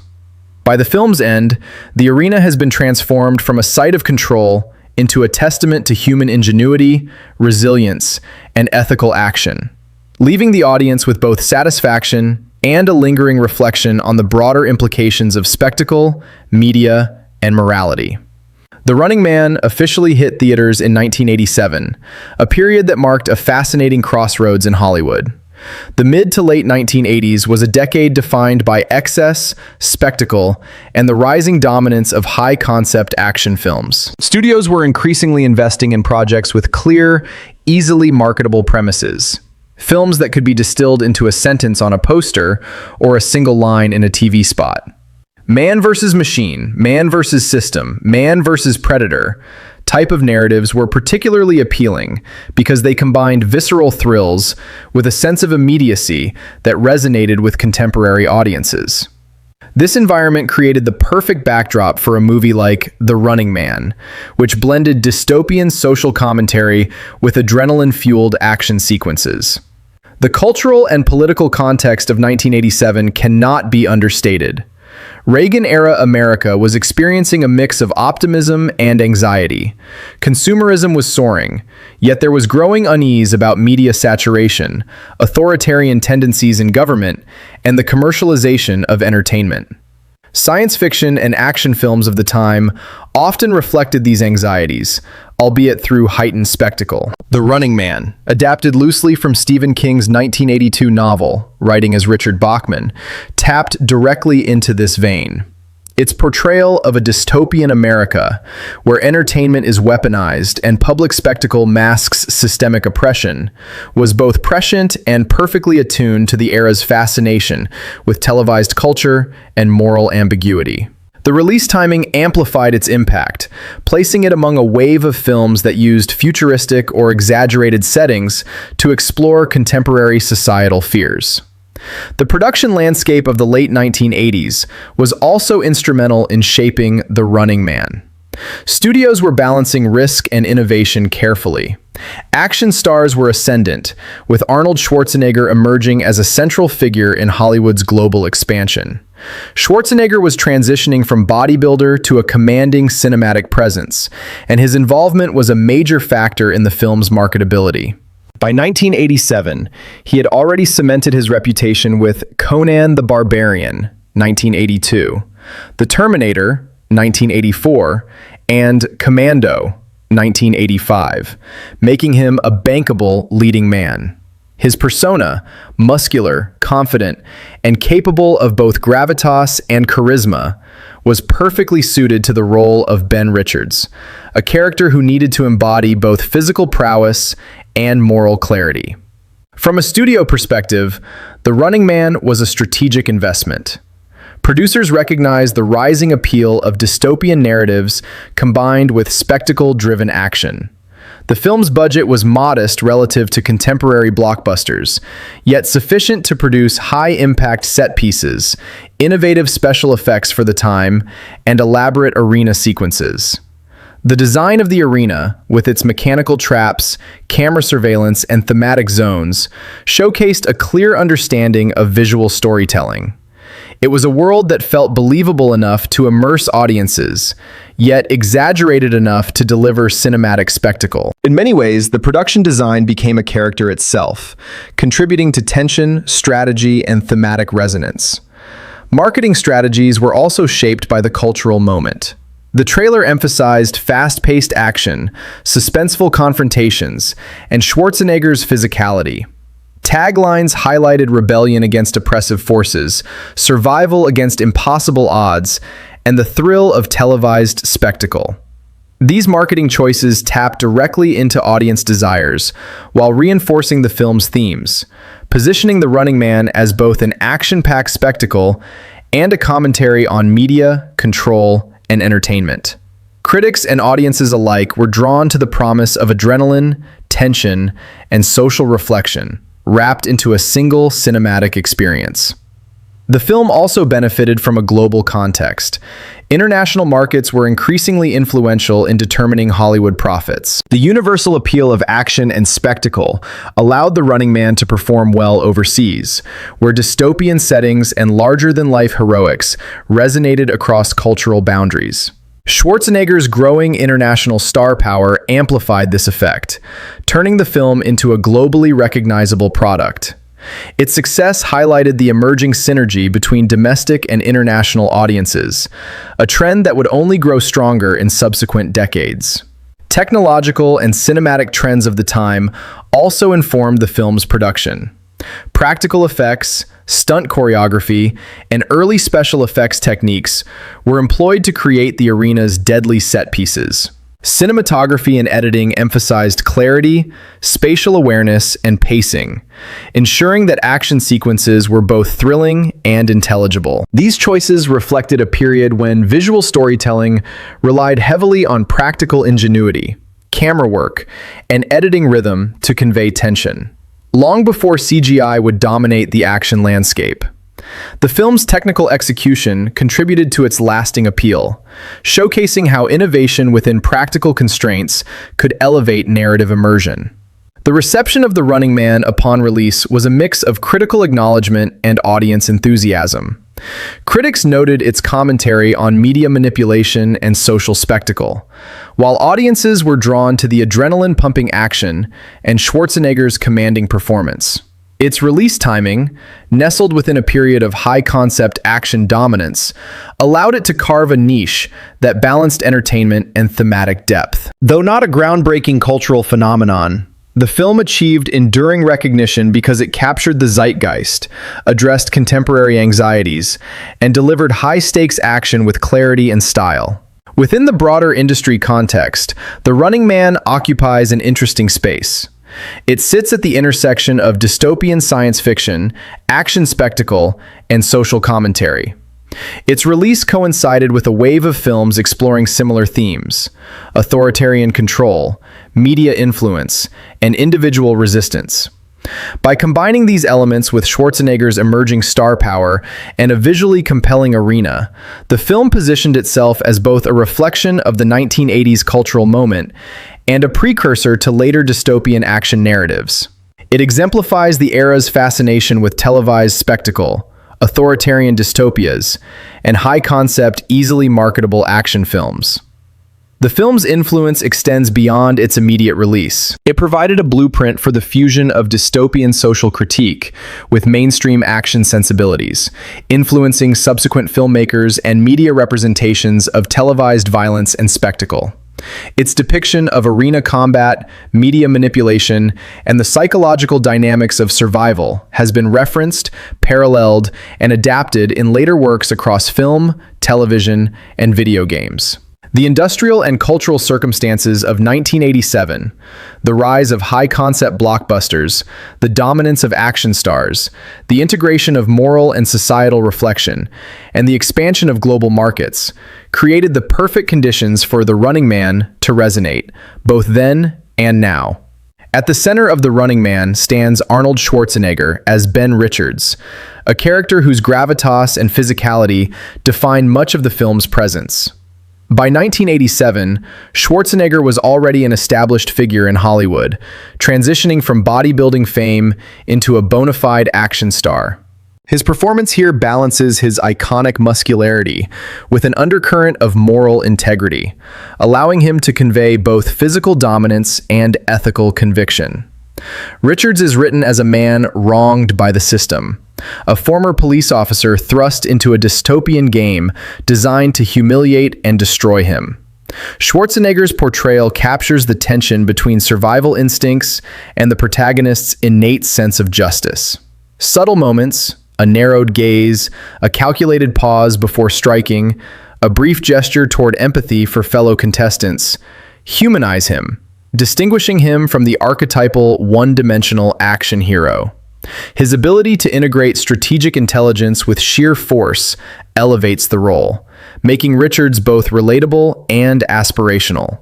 The supporting cast provides a textured complement to Richards' journey, each character serving a distinct narrative function while contributing to the film's broader critique of media and spectacle. Maria Conchita Alonso portrays Amber Mendez, a character who functions as both a moral foil and a narrative catalyst.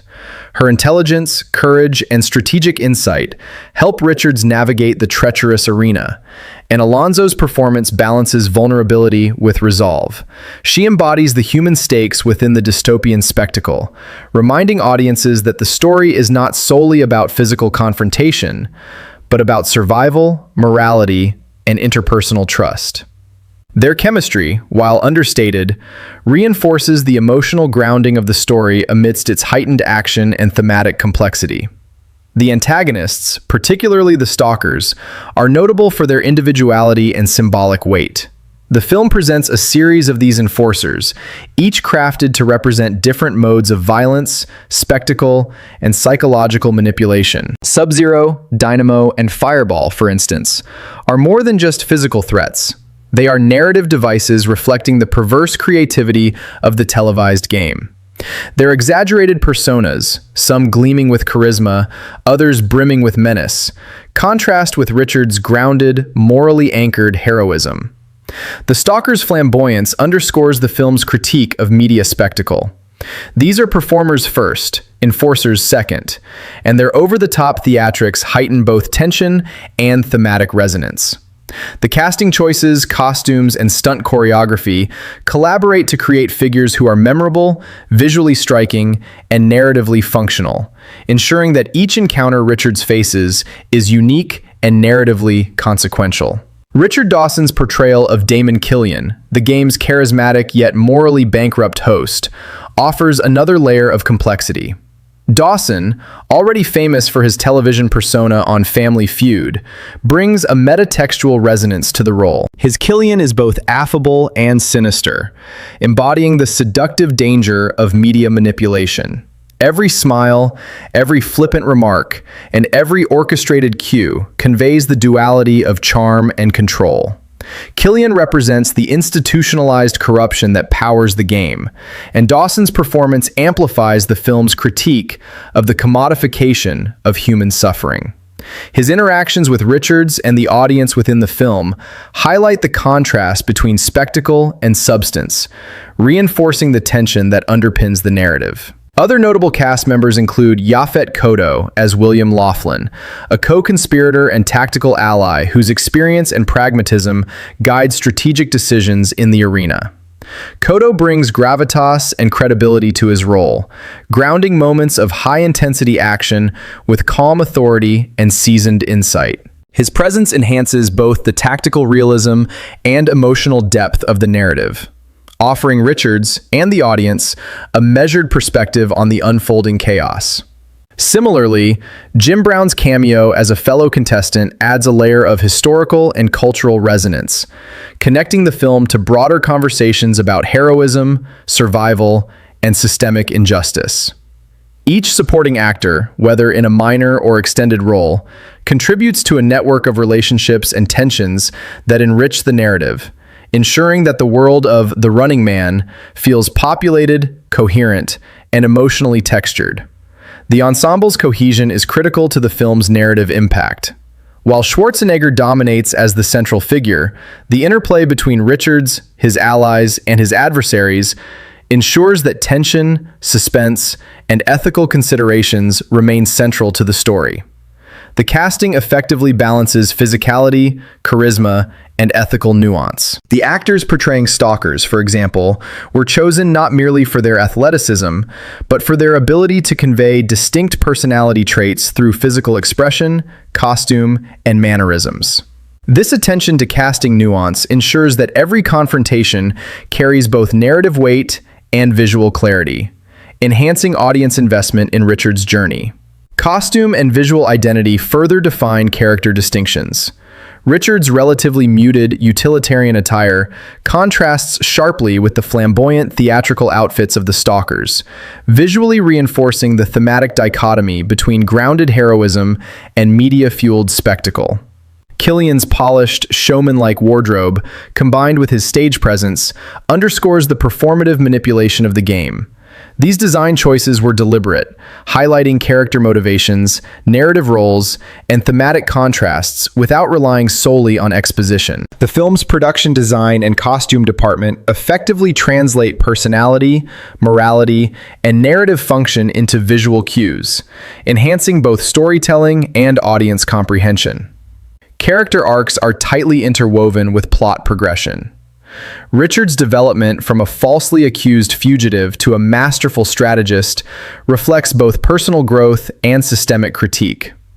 Allies like Amber Mendez provide emotional grounding and tactical support, reinforcing themes of collaboration, trust, and ethical action under duress. Antagonists, while often exaggerated, serve as narrative foils, illuminating Richard's intelligence, adaptability, and moral compass. Even secondary characters contribute to the narrative ecosystem, whether by demonstrating the stakes of failure, reinforcing societal critique, or highlighting the spectacle-driven motivations of the televised audience. This interplay ensures that the film's characters operate within a coherent, high-stakes world that is both thrilling and thematically resonant. Perhaps most importantly, the cast collectively embodies the film's tension between human agency and systemic oppression. Richards is the locus of resistance, while allies and adversaries illuminate the broader dynamics of power, manipulation, and spectacle. The casting choices, performances, and physicality of the ensemble create a believable, immersive, and emotionally compelling environment. Each character's distinct motivations, abilities, and narrative functions contribute to a densely layered narrative, ensuring that every encounter, moral choice, and tactical maneuver resonates within the film's thematic framework. The result is a film where casting, characterization, and performance combine to elevate action sequences into multi-dimensional narrative experiences. The synthesis of star power, supporting talent, and thematic consistency ensures that the Running Man's characters remain memorable decades after release. Schwarzenegger's heroic presence anchors the narrative, while the diverse ensemble enriches it, creating tension, moral complexity, and narrative depth. From Killian's media-slick duplicity to the Stalker's theatrical menace, from Amber's ethical resilience to Richard's strategic ingenuity, the cast collectively embodies a world defined by spectacle, survival, and ethical challenge.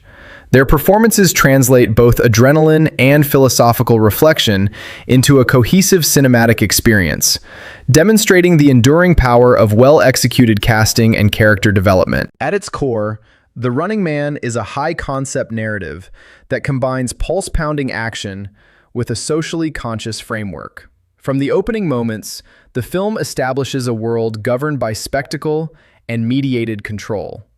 The story is set in a dystopian near future where televised entertainment has morphed into a tool of systemic oppression, turning human life into a commodity consumed by audiences seeking thrills without consequence. The narrative constructs this premise carefully, giving the audience a clear understanding of the stakes and the environment without resorting to clumsy exposition. The visual language, gleaming screens, audience reactions, and the imposing infrastructure of the arena immediately communicates a society enthralled by mediated violence. The protagonist, Ben Richards, emerges as an everyman thrust into extraordinary circumstances. The plot follows his journey from disenfranchisement to strategic mastery, highlighting the interplay between individual agency and systemic forces. The narrative carefully balances physical action with character development, ensuring that the audience remains emotionally invested in Richard's survival, ethical choices, and psychological endurance.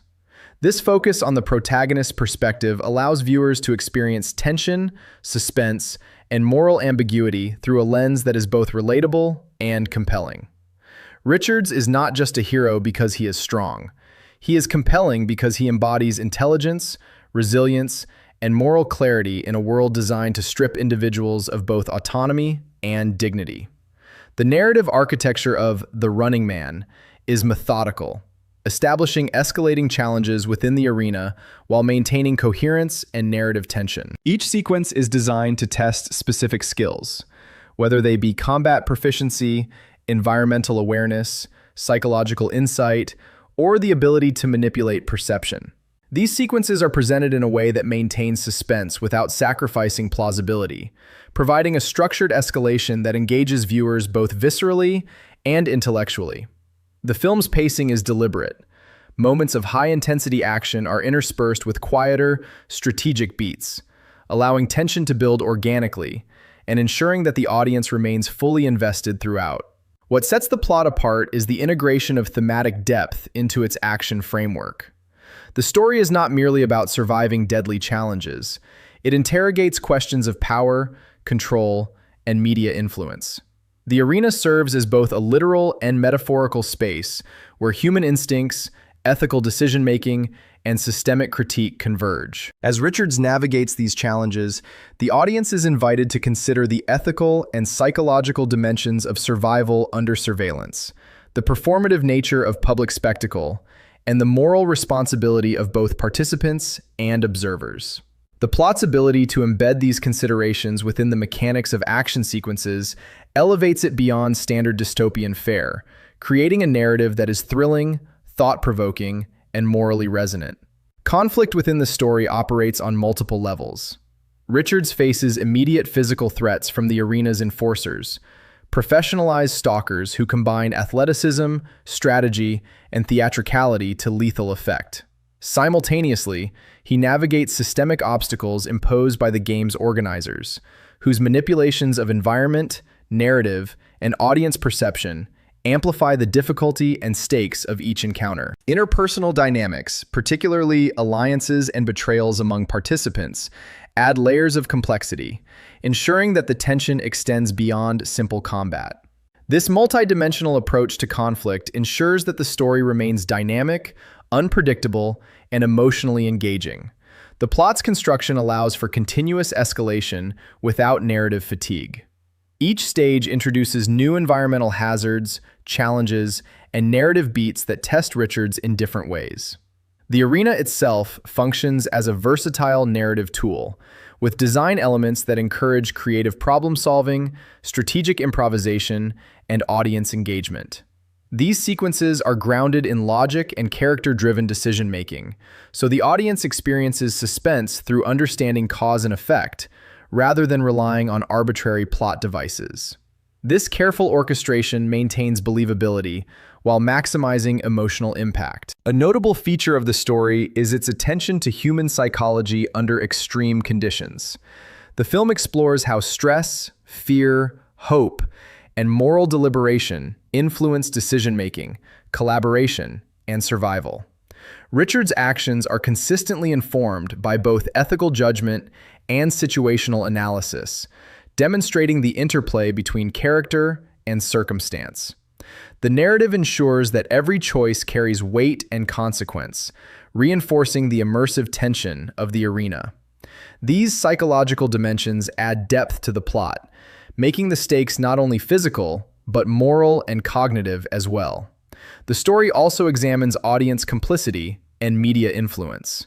Within the diegetic world, viewers of the televised spectacle are both observers and participants, their reactions shaping the environment and narrative in subtle ways. This layer of commentary provides the plot with social relevance, inviting reflection on contemporary issues of media consumption, voyeurism, and moral responsibility.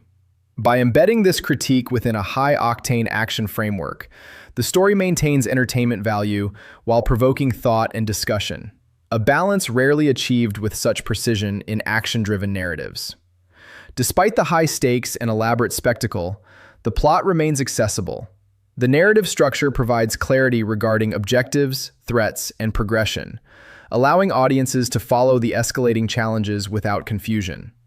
Richards' perspective functions as an anchor, guiding viewers through a complex environment while maintaining emotional and cognitive engagement. The story's logic, from character motivations to environmental hazards, is consistent, which enhances suspense and satisfaction, ensuring that climactic resolutions feel earned rather than contrived. Ultimately, The Running Man achieves a balance between visceral spectacle and narrative intelligence. Its plot is constructed to deliver escalating tension, ethical complexity, psychological insight, and thematic resonance in equal measure. By centering on a morally grounded protagonist, situating action within a coherent and dynamic environment, and integrating commentary on media, power, and survival, the story remains compelling decades after its release. It exemplifies how dystopian action can function as both entertainment and social reflection, offering thrills, tension, and meaningful narrative engagement without sacrificing plausibility or coherence. The film's enduring appeal lies in this careful construction. The plot navigates between exhilarating sequences and contemplative beats, ensuring that the audience experiences both adrenaline and cognitive engagement. Themes of systemic critique, media influence, and human resilience are embedded within the mechanics of the story, rather than being tacked on, creating a holistic narrative experience.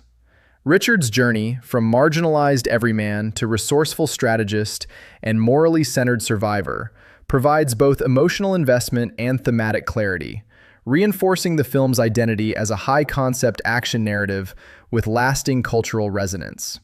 By the conclusion, the plot has taken viewers through a meticulously constructed sequence of challenges, ethical dilemmas, and strategic encounters, each contributing to character growth, thematic exploration, and narrative satisfaction. The arena, the stalkers, the orchestrated dangers, and the televised spectacle all function together to create a dynamic, immersive, and thought-provoking narrative. The Running Man story exemplifies how action films can combine spectacle with moral and psychological depth, ensuring that audiences are not merely entertained, but also intellectually and emotionally engaged throughout the cinematic experience. The Running Man occupies a unique space in action cinema. On one level, it is a straightforward, adrenaline-driven film. A wronged man, a deadly game, and a race for survival. Yet, beneath this veneer of high-octane spectacle, the film manages to inject commentary on media, morality, and systemic corruption, which gives it a layer of sophistication often absent in typical 1980s action fare.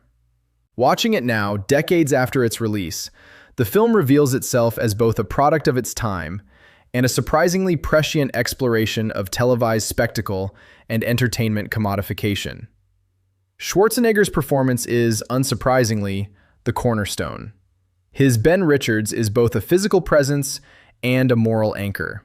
Unlike some of his other roles from the era, here he is grounded in a narrative that emphasizes ethical choices and strategic thinking, not just brute force. The film allows him to display subtlety, moments of quiet calculation, flashes of empathy toward other contestants, and expressions of frustration or determination that demonstrate an actor capable of more than one-dimensional heroics.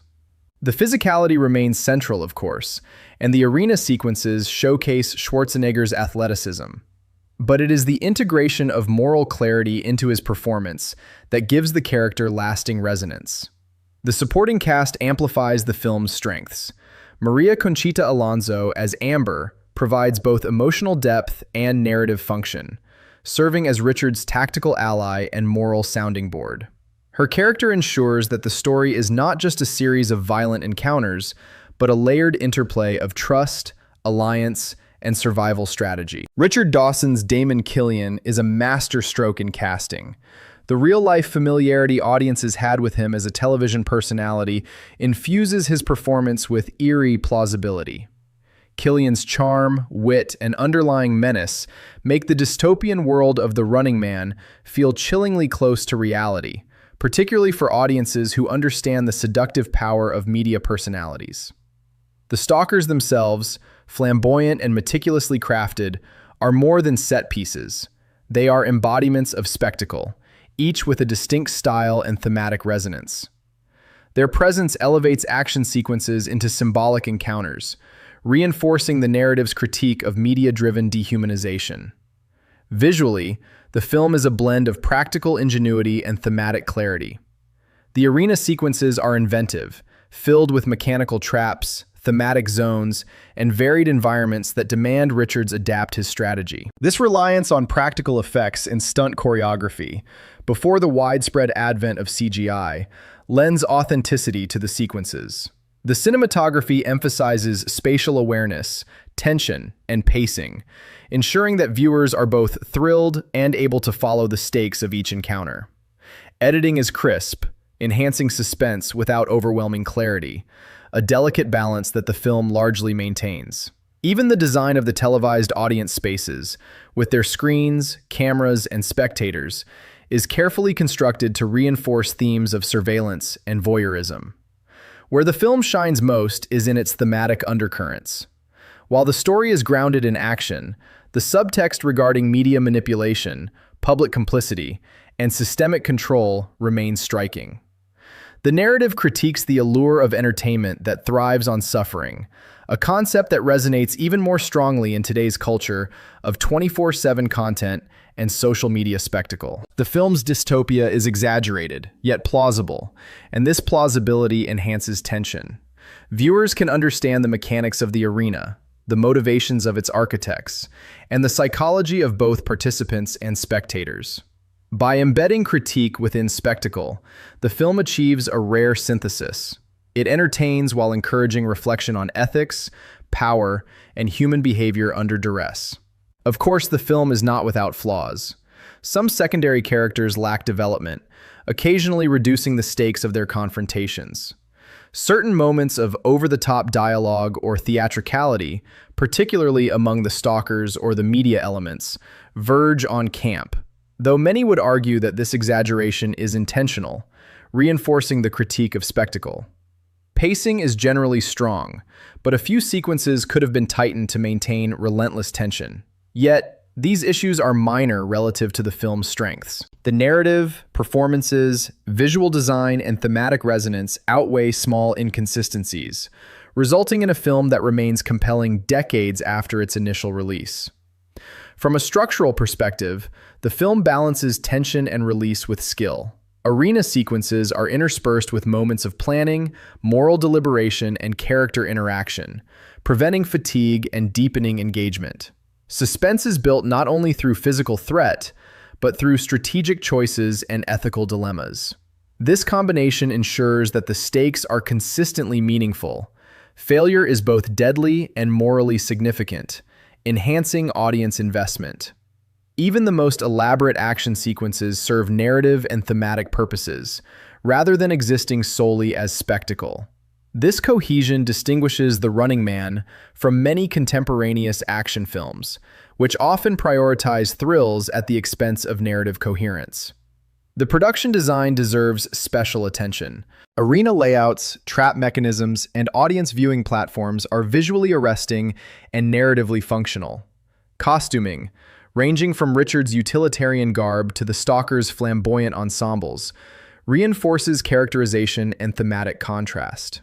Killian's polished, showman-like attire emphasizes his role as both host and manipulator, a human embodiment of media-driven control. Practical effects are employed creatively, often enhancing tension through mechanical ingenuity rather than relying on digital manipulation. These design choices collectively create a fully realized diegetic world that is immersive, coherent, and thematically resonant. Sound design and score further heighten engagement. Musical cues punctuate tension, highlight action beats, and underscore the theatricality of arena encounters. Sound effects, from mechanical traps to the visceral impacts of combat, are meticulously crafted, enhancing realism and immersion. Dialogue is clear and purposeful, balancing exposition, character development, and thematic reinforcement without overloading viewers. The auditory landscape complements the visual design, creating a cinematic experience that is both thrilling and intellectually engaging. Narrative pacing is another strength. The film escalates threats methodically, providing a sense of continuous tension while allowing for strategic beats and character moments. Every action sequence is framed to maximize both excitement and logical clarity, ensuring that viewers understand not just what is happening, but why. This careful calibration maintains suspense, reinforces character agency, and ensures that climactic moments feel earned rather than arbitrary. The interplay of action, strategy, and ethical stakes produces a rhythm that keeps audiences engaged while allowing thematic depth to emerge naturally. In conclusion, The Running Man is an enduring example of how 1980s action cinema could blend spectacle, ethical reflection, and narrative coherence. It thrives because of Schwarzenegger's commanding presence, the inventive supporting cast, smart production design, and a narrative that skillfully intertwines tension, ethical complexity, and social commentary. While it occasionally leans into camp or theatricality, these moments often serve thematic purposes, reinforcing its critique of media spectacle and authoritarian manipulation. The film balances thrills with reflection, ensuring that it remains compelling, relevant, and engaging decades after its release. It is a film that entertains on the surface while prompting deeper consideration of morality, media influence, and the human capacity for resilience under extreme conditions. One of the most intriguing aspects of The Running Man lies in the layers of production and hidden details that enrich the viewing experience for those paying close attention. To begin with, the film's dystopian setting was crafted with deliberate attention to cultural critique. While it's easy to enjoy it as an action spectacle, the production design subtly mirrors contemporary fears of media manipulation, authoritarian control, and public complacency. Look closely at the arena's architecture and the screens broadcasting the action. They are not just visually striking, they are a conscious commentary on how spectacle can dominate perception, reducing complex human lives to consumable entertainment. A detail that often goes unnoticed is the design of the stalkers themselves. Each of them was created with both narrative and symbolic intent. Sub-Zero's icy persona, Dynamo's electricity-based theme, and Fireball's fiery motif are more than gimmicks. They serve as visual metaphors for the diversity of threats in a hyper-controlled system. Their costumes were intentionally exaggerated to reflect the performative aspect of the televised game. The theatricality isn't just for spectacle. It emphasizes that the system encourages stylized violence, making murder palatable to audiences within the diegetic world, and commenting on society's appetite for dramatized brutality. Casting choices carry hidden layers as well. Richard Dawson's role as Damon Killian leverages his real-life identity as a television host, creating a meta-commentary on the persuasive and manipulative power of media personalities. This casting wasn't accidental. It adds an extra layer of discomfort and realism to his character. Audiences familiar with Dawson from Family Feud experience an uncanny parallel between real-world television charm and diegetic manipulation, which intensifies the moral and thematic resonance of the story. Similarly, the minor contestants and other participants were chosen to embody archetypes that would resonate instantly with audiences, highlighting vulnerability, cunning, or brute force, depending on the story's needs. The film also incorporates subtle visual cues that foreshadow plot developments. For example, arena sequences frequently employ reflections, shadows, and framing techniques to hint at upcoming threats or shifts in power dynamics. Richard's movements are often mirrored by camera angles that emphasize his isolation or strategy, which deepens viewer engagement without overt exposition. The filmmakers used these visual strategies to maintain suspense, while also rewarding attentive viewers with a sense of narrative coherence and anticipation. Practical effects are another area rich with detail. The arena's traps, mechanical obstacles, and set pieces were designed to be both visually compelling and physically functional for stunt choreography. Unlike many modern action films that rely on CGI to create impossibly complex sequences, The Running Man integrates tangible mechanics that interact with actors and stunt performers. Observant viewers can notice how certain elements, like collapsing floors, catapult mechanisms, or hidden walls, were crafted to maintain believability and heighten suspense. These choices reflect a commitment to realism within a fantastical scenario, enhancing immersion. Sound design and scoring contain hidden narrative layers as well. Musical motifs subtly reinforce thematic elements. Rising, intense strings accompany moral dilemmas or strategic planning, while bold brass or percussion underlines spectacle and dramatic reveal. Even ambient sounds, crowd reactions, mechanical whirs, and environmental cues are carefully layered to manipulate audience perception and tension. These details, while often unconscious to casual viewers, amplify emotional and cognitive engagement, reinforcing the film's commentary on the orchestration of spectacle. The story itself has embedded social commentary that often flies under the radar. While overtly an action film, it critiques authoritarianism, media exploitation, and public complacency. Observing the audience's reaction within the diegetic world provides insight into human behavior. They are complicit in and entertained by orchestrated violence. This reflection mirrors real-world anxieties about televised spectacle and consumer ethics. The film's dystopian exaggeration is deliberate, yet it resonates because it amplifies genuine social dynamics, making the moral tension of Richard's journey all the more meaningful. Another hidden layer involves character subtleties. Amber Mendes's role, while often perceived as secondary, contains nuanced signals of intelligence and strategic foresight. Her positioning, dialogue, and timing demonstrate tactical awareness that informs Richard's decisions and subtly guides the audience's moral compass. Richard's choices are similarly layered. While he exhibits physical prowess, the film rewards moments of observation, planning, and ethical judgment, reinforcing the theme that survival is as much a product of intelligence and morality as it is of strength. Interestingly, the filmmakers inserted small meta-references to broader media culture and contemporary politics of the 1980s. The game shows slick, commercialized production values, overblown audience reactions, and overtly charismatic host are deliberate amplifications of trends prevalent in television at the time. Observant viewers may notice parallels between the diegetic broadcasts and actual media events from that era, which underscores the film's satirical intentions. These details provide texture, making the world feel lived in, reflective, and eerily plausible. Finally, the film's narrative mechanics reveal layers of strategy that enhance rewatchability.